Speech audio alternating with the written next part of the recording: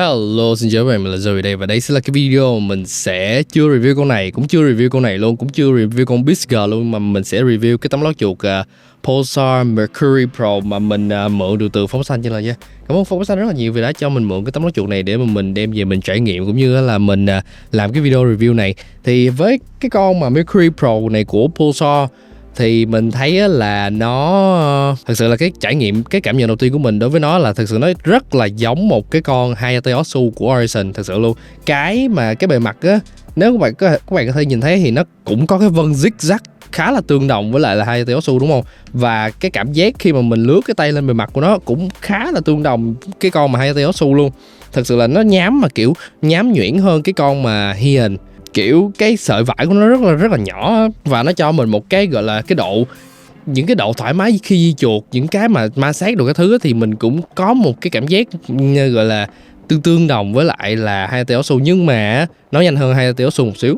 Thì đi vào về cái mặt mà chất lượng hoàn thiện thì với những cái tấm lót chuột mà Pulsar mua về, hoặc không phải là mua về mà là mua đứt luôn cái hãng LGG rồi, thì cái chất lượng hoàn thiện của họ thật sự phải nói là rất là tốt, không có bị một cái vấn đề gì hết. Một cái chất lượng hoàn thiện mà mình thấy là ok.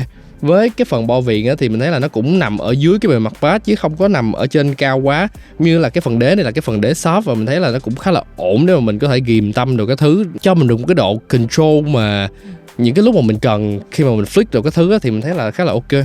Nhưng mà mình nói một xíu về cái bề mặt của trên cái con mà Mercury Pro này thì cái bề mặt này nó sẽ hơi nhám, cho nên là những cái bạn nào mà có một cái cánh tay nhạy cảm thì các bạn xài nó sẽ cảm giác là nó sẽ hơi nhột nhột một xíu. Đối với bản thân mình thì mình không thấy vấn đề gì hết.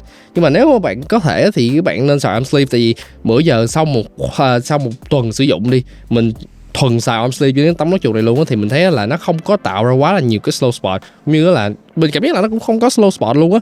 Thực sự là nó cho mình một cái cảm giác mà di nó cũng khá là giống với lại cái lần đầu mà mở ra khỏi hộp. Tuy nhiên là cái tấm lót chuột này nó sẽ rất là dễ dơ và nó sẽ rất là dễ gọi là dính ẩm hoặc là bám nước. Tại vì ví dụ như là những cái lúc mà các bạn rửa tay xong rồi các bạn còn ẩm ẩm tí các bạn ịnh lên là chắc chắn là nó sẽ có vệt nước.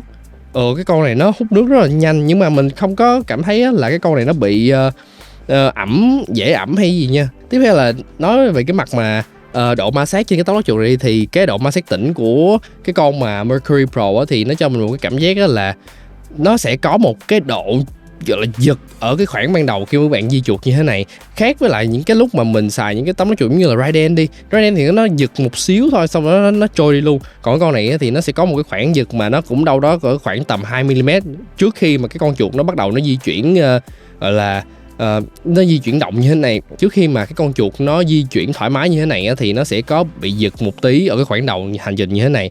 Và mình thấy là với cái việc giật như thế này thì để cho các bạn nào mà ví dụ như là microcontrol nhiều thì sẽ rất là hợp lý. Còn nếu các bạn nào mà kiểu em dynamic thì cảm giác là nó sẽ hơi khựng lại một tí nha, nó sẽ hơi thiếu chính xác một tí. Nhưng mà bản thân mình thì mình thấy là ổn, tại vì hồi xưa mình cũng main Hayate Otsu và Heian luôn. Còn về cái độ ma sát tĩnh thì mình thấy là rất là thoải mái, cực kỳ là thoải mái luôn.